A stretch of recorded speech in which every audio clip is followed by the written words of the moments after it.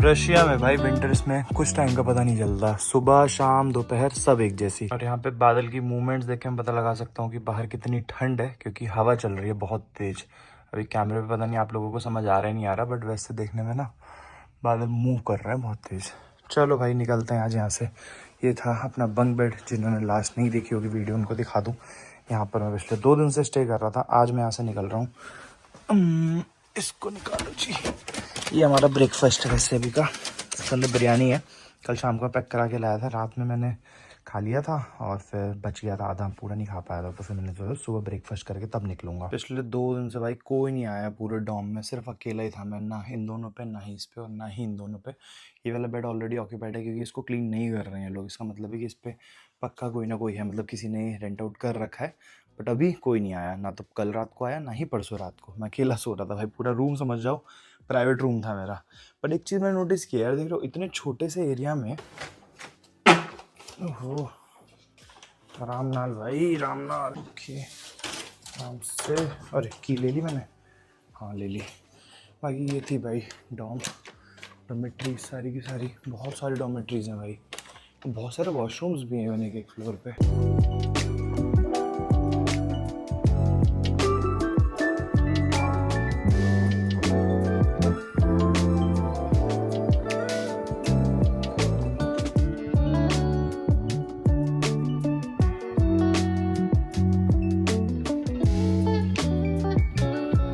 आज का हमारा ब्रेकफास्ट है भाई बिरयानी, बढ़िया एकदम गरम कर लिए, ठीक है एकदम। देख रहे हो धुआं निकल रहा है पूरा, देख रहे हो भाप निकल रही है एकदम।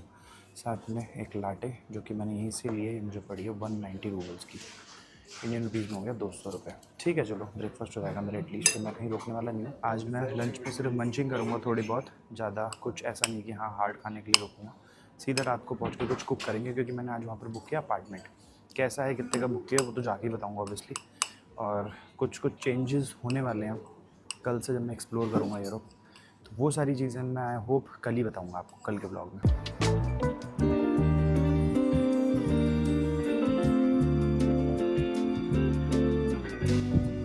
गाड़ी की हालत बहुत ज़्यादा ख़राब है, रशिया में हम लोग इसको वॉश नहीं करा पाए और ना ही कराएंगे। बट वो कहते हैं ना कि सब कुछ अच्छा चल रहा हो तो भाई किस्मत भी पीछे से आके लात मार देती है। तो ये देखो भाई नॉर्मली कुछ नहीं, बैग डाला, बंद किया इसको, यहाँ से इसका पेज जो है पता नहीं कैसे लूज़ हुआ, ठीक है लूज़ होके और ये बाहर आके गिर गया यहीं पर ही। तो मैंने ध्यान दे दिया, अब इसका पेज निकल नहीं रहा क्योंकि अंदर से मैंने खोल के देखा तो पूरा हटाने पड़ेगा, उसके बाद हो पाएगा, और ये खोलना बड़ा मुश्किल है। तो मैं सोच रहा हूँ अभी रहने देता हूँ, बट ये पेज अगर कहीं चला गया फिर क्या करूँगा। तो ये से आपका अलग से है, क्या ही बताऊँ भाई सीरियसली, इसको अंदर रख लेते हैं। चलो जी ऑल सेट टू लीव। आज हम अपनी नेक्स्ट कंट्री एंटर कर जाएंगे। बहुत गंदा हो रखा है मैप, आज लास्ट बार आपको, आज तो नहीं कल भी लास्ट बार, कल मैं शाम को मोस्ट प्रोबेबली वॉश कराऊंगा क्योंकि कल चेकआउट करके मेरे पास टाइम होगा 4-5 घंटे, बताऊंगा पूरी स्टोरी क्या है। तो बेसिकली यहाँ से निकल के नेपाल, चाइना और कज़ाकिस्तान और रशिया एंटर करके, यहाँ से नहीं यहाँ से एंटर करके, और हम लोग यहाँ पर थे मॉस्को, ठीक है। और आज हम लोग यहाँ से जा रहे हैं भाई एस्टोनिया, हमारी न्यू कंट्री, यूरोपियन कंट्री। तो फाइनली आज हम लोग एस्टोनिया या फिर आप कह सकते हो यूरोप एंटर कर जाएंगे। उसके बाद हम पूरा यूरोप घूमेंगे इस बार अच्छे से, फिर यूके जाएंगे। And so sorry guys, seriously so sorry, मैं आप लोगों को रशिया नहीं दिखा पाया। आप लोगों ने देख लिया क्या रीज़न था उसके पीछे, क्यों नहीं दिखा पाया। बट मैं आप लोगों को नहीं सजेस्ट करूँगा कि आप इस पॉइंट ऑफ टाइम पे आओ। जो टूरिस्ट यहाँ पर आए हैं सब इस टाइम पे पछता रहे हैं। मैं हॉस्टल में कम से कम तो इंडियन से ही मिला हूँ, बहुत सारे लोगों से मिला, सब ने यही बोला भाई बहुत इशू हो रहा है, हम एक्सप्लोर कर ही नहीं पा रहे हैं, पैदल पैदल यहीं घूम रहे हैं, या फिर कर भी कह रहे हैं कि कैब से बता रहे हैं वहाँ जाओ फिर वापस आओ, मतलब गाड़ी से घूमने का ऑप्शन ही नहीं है, ठीक है। और मैं भी कर सकता था वो चीज़, बट फिर मेरे को उस चीज़ का डर था यार कि वहाँ पर कोई भी इंटरनेट देने को राज़ी नहीं है। तो इंटरनेट, और हाँ एक चीज़ और, एक यूसिम करके कोई एक आता है, आप थोड़ी R&D करना, अगर आप आना चाहते हो बाहर से, अगर आप eSIM अगर रशिया में बिना एंटर किए eSIM अगर इंस्टॉल कर लेते हो तो शायद थोड़े चांसेस है कि आप लोगों को चल जाए आपकी eSIM, वरना Yandex भी बोलते हैं यहाँ पर ऑफलाइन चल जाता है, नहीं चलता भाई, मैंने देख लिया चला के। चलो जी फिलहाल आज की जर्नी जो होने वाली है भाई वो है हमारी एस्टोनिया के लिए 1151 किलोमीटर, 12 घंटे दिखा रहा है, रात के 11, साढ़े 11, सवा 11 बजे का arrival. By the way Russia और यूरोप में 1 घंटे का टाइम डिफरेंस है, मतलब यूरोप इज़ बिहाइंड रशिया। तो मैं 10:14 पर पहुंचूंगा, बट ये इसमें इंक्लूड टाइम नहीं है जो बॉर्डर क्रॉसिंग में लगेगा, और बॉर्डर खुलता है रात के 11 बजे तक। 3 बॉर्डर क्रॉसिंग है वैसे, जिसमें से 2 पे व्हीकल अलाउड है, 1 पे व्हीकल अलाउड नहीं है।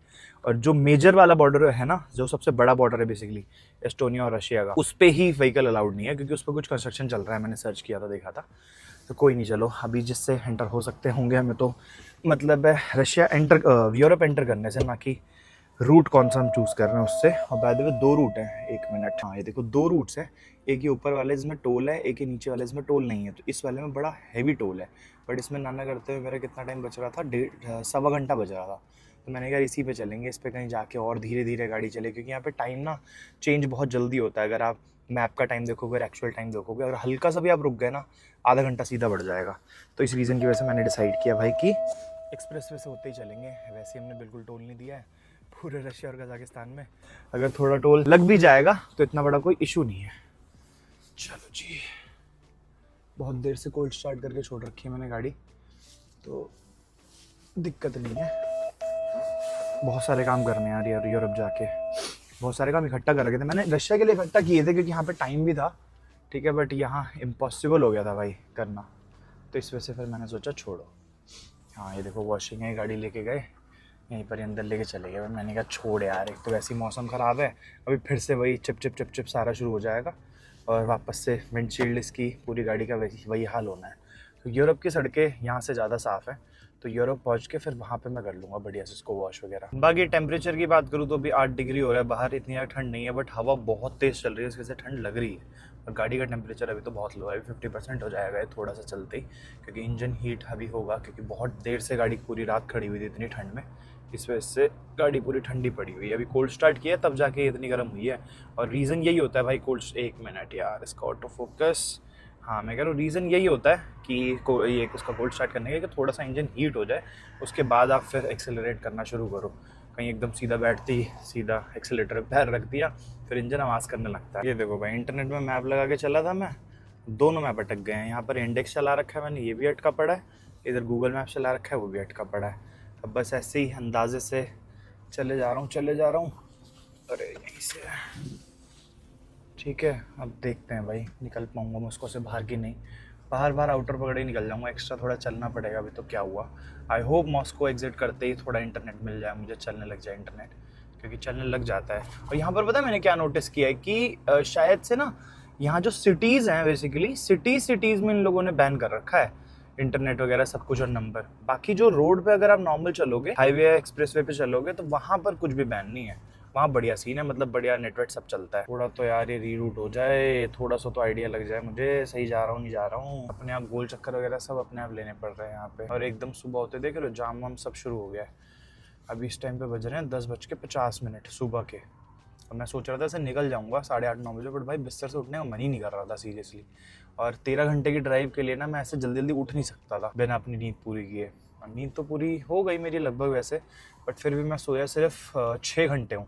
7:30 बजे उठ गया था, खाते पीते रेडी होते पैकिंग करते करते इतना टाइम हो गया। बताओ, कुछ समझ नहीं आ रहा है भाई, कहाँ निकल गया हूँ मैं।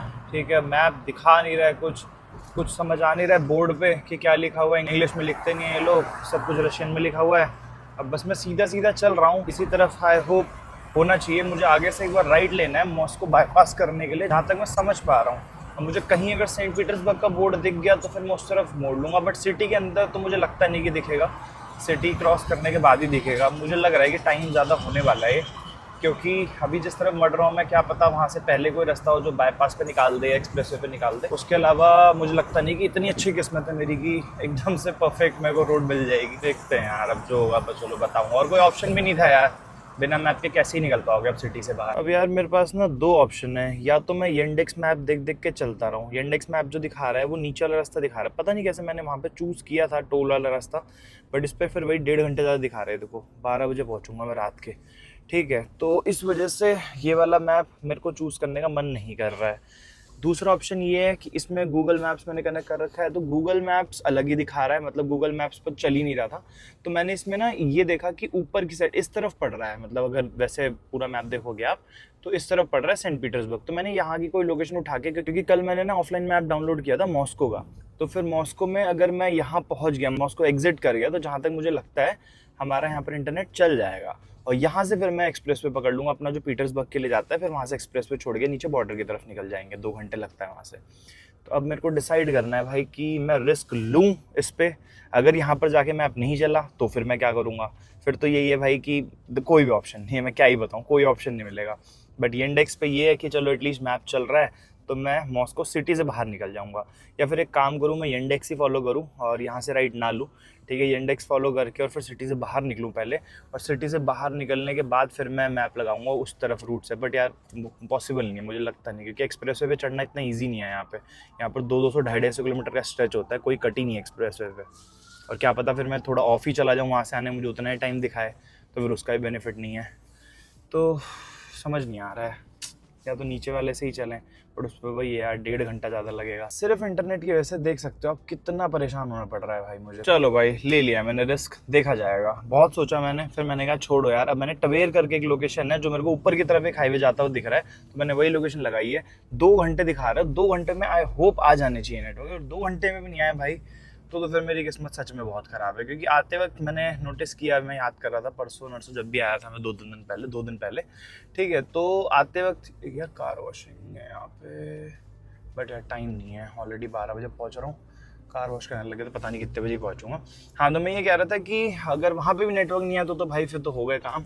बट मुझे याद है 2 दिन पहले जब मैं आ रहा था ना, तो मॉस्को सिटी के बाहर नेटवर्क आ रहे थे। नेटवर्क तो अभी भी आ रहे हैं, कॉल मैं कर सकता हूँ, बट इंटरनेट नहीं चल रहा है। उल्टा हिसाब किताब है भाई। बल्ले बल्ले हो गई गाइस, बल्ले बल्ले, चल गया भाई, नेट चल गया। सही रिस्क लिया भाई, और ऊपर वाला मैंने रूट चूज कर लिया है। मैं 11:30 से पहले पहुंच जाऊंगा होपफुली। अरे नहीं यार सॉरी, मैं तो भूल ही गया था, मेरा बॉर्डर क्रॉसिंग भी तो इंक्लूडेड है, इंक्लूड नहीं है इसके अंदर, वो भी तो मेरे को अलग से टाइम लगेगा। अरे यार इसका ऑटो फोकस, हाँ तो मैं क्या था, बॉर्डर क्रॉसिंग भी है भाई, उसमें भी टाइम लगेगा। अब देखो कैसी होती है, क्योंकि ना करते हुए हम एशिया से बेसिकली यूरोप में एंटर कर रहे हैं। और एक चीज़ और शायद से मैंने बताई भी थी आप लोगों को, रशिया जो है ना वो एशिया और यूरोप दोनों में आता है। एक्चुअल में दोनों का पार्ट है रशिया, ठीक है, बट वैसे एशिया में बोलते हैं, बट एक्चुअल में अगर फैक्ट्स की बात करें तो रशिया जो है यूरोप और एशिया दोनों का पार्ट है, ठीक है। बट फिर भी आज हम एक्चुअल यूरोप में एंटर करने जा रहे हैं, एस्टोनिया में। तो आई होप कि होगी वहाँ पर चेकिंग भाई, बढ़िया चेकिंग होगी। देखते हैं भाई कैसा एक्सपीरियंस रहता है। भाई मुझे पता है क्या लग रहा है, अभी देखो जैसे हम अभी मॉस्को हमने एग्जैक्ट बाहर नहीं हुए हैं अभी, हम सिर्फ हमने जो सेंटर वाला पार्ट होता है ना जो एकदम गोल है मॉस्को, जो लोग आए होंगे मैप देखा होगा तो पता होगा कि मॉस्को बेसिकली जितना सेंटर में जाओगे ना, जैसे हमारा सीपी है वैसा सही समझ सकते हो, गोल से ऐसे करे, गोल गोल गोल गोल गोल गोल जाके फिर आपको कट लेना पड़ता है। अगर अंदर जाए बाहर निकलने के लिए फिर बाहर की तरफ कट लेना पड़ता है। तो मुझे ऐसा लग रहा है सिक्योरिटी रीजंस की वजह से इन लोगों ने ना सेंट्रल मॉस्को में पूरा वो जैम्पर लगा रखे हैं जिसमें आपका इंटरनेट नहीं चलेगा, मैप इधर उधर दिखाएगा। क्योंकि अभी मैं पूरा का पूरा बाहर आया भी नहीं हूँ मॉस्को से, अभी भी मॉस्को में ही हूँ मैं, आउटर मॉस्को कह सकते हो आप। बट यार इतनी जल्दी नेट कैसे चला गया, मुझे इतनी जल्दी उम्मीद नहीं थी। मैं आप लोगों ने दिखाया था ना कि 2 घंटे के अंदर आ जाने चाहिए, मुश्किल से 20 मिनट में आ गया नेटवर्क। और ये भी मॉस्को ही है, नो डाउट मॉस्को है ये भी, ठीक है। तो यार ये हो सकता है, अगर आप लोग आते हो घूमने तो ऐसा मैं आपको सजेस्ट करूंगा कि आप लोग बाहर रुको अभी जब तक सिचुएशन नहीं ठीक होती है, अपना पूरा R&D करके आना, ठीक है, और बाहर रुको, यहाँ से कैब वगैरह करके सेंटर जाओ। बट वही है, वापसी में फिर आपको कैब नहीं मिलेगी, और सेंटर में तो भाई कैब रोक के मिलना बहुत मुश्किल है भाई, वहाँ गाड़ियाँ रुकती ही नहीं है। और सेंट्रल में इतना ज़्यादा सिक्योरिटी होने का रीज़न ये है, ऑब्वियसली भाई क्रेमलिन है वहाँ पे, अपने मिस्टर पुतिन का घर, ठीक है। और दूसरी चीज़, क्रेमलिन जिसको नहीं पता उनको बता दूं, जैसे हमारा इंडिया में राष्ट्रपति भवन है वैसे ही मॉस्को में क्रेमलिन है, ठीक है, पुतिन्स होम या फिर प्रेसिडेंट हाउस आप कह सकते हो। साथ ही साथ रेड स्क्वायर जो कि one of the most important tourist place है भाई मॉस्को का, मतलब जो आता है मॉस्को वहाँ पे फोटो खींचे बिना वापस जाता नहीं है, ठीक है। तो ये दोनों चीज़ें सेंट्रल में ही है, तो इस वजह से शायद वहाँ पर सिक्योरिटी बहुत ज़्यादा इन्होंने बढ़ा रखी है। फिलहाल यहाँ पे स्पीड लिमिट दे रखी है इन्होंने 110, बट मुझे पता है सेंट पीटर्सबर्ग वाले हाईवे पे जिसका टोल बहुत ज़्यादा एक्सपेंसिव है उस पर 130 की स्पीड लिमिट है, मैंने वीडियोज़ देखी थी 1-2, तो ये ठीक है भाई, 130 की स्पीड लिमिट है, तो फिर मतलब अच्छी खासी खींच पाएंगे 120 प्लस। और हाईवे बहुत प्यारे हैं, मतलब वो हाईवे हैं ही 120 प्लस वाले, ठीक है, मतलब 1 से 30 के नीचे रखो, 120 प्लस आप आराम से चला सकते हो और सेफ है। अगर आप धीरे चलाओगे तो उसमें ज़्यादा रिस्क है फिर, क्योंकि गाड़ियाँ बहुत तेज़ आती हैं। तो ये बस अपना पूरा का पूरा फोकस रोड पे रखो, कहीं इधर उधर मत देखो, ठीक है, और कंटिन्यूसली ड्राइव करते रहो। जब लगे तो बीच बीच में स्पॉट्स बने हुए वहाँ पे, रेस्ट पॉइंट्स या फिर आप कह सकते हो पार्किंग दे रखी है साइड में, और मिडवेज भी आते रहेंगे बहुत सारे, तो वहाँ पर रुक के आप रेस्ट कर सकते हो। बट ये नहीं कि रोड पे खींच भी रहे हो और फिर इधर उधर कट मार रहे हो। अपनी लेन ड्राइविंग फॉलो करना बहुत इंपॉर्टेंट है बाहर। अगर आप लेन ड्राइविंग फॉलो करोगे तो उसके बाद कोई इशू नहीं है, कोई भी इशू नहीं है। और गलत ओवरटेक कभी नहीं, क्योंकि हम राइट हैंड ड्राइवर्स हैं और लेफ्ट हैंड साइड पर ड्राइव कर रहे हैं, तो हमेशा से हम लोगों को थोड़ा इशू आएगा ही आएगा लेफ्ट से ओवरटेक करने में। बट ऐसी रोड्स पे कभी इशू नहीं आने वाला, क्योंकि डिस्टेंस बहुत ज्यादा होता है गाड़ियों के अंदर। पीछे अपना IRVM में भी देखो और ORVM में भी देख के तब अपना आराम से ओवरटेक कर सकते हो, तो ऐसा इशू नहीं आता। अब तो ऐसे मेरे को तो आदत पड़ गई है, बट जिन लोगों को क्वेश्चन होता है, क्योंकि यूजुअली मेरे से कोई भी ऐसा पूछता है ना कि यार बाहर तो ऐसा होता है तो आप लोगों को दिक्कत नहीं होती, तो बस मैं उन लोगों के लिए आंसर था ये भाई कि दिक्कत ऑब्वियसली होती है, सिंगल लेन रोड पे ज़्यादा होती है, बट ऐसे हाईवेज और एक्सप्रेसवेज पे दिक्कत नहीं होती है। आप बड़ी आराम से ड्राइव कर सकते हो और कुछ दिन बाद या कुछ टाइम बाद आराम से आदत पड़ जाती है।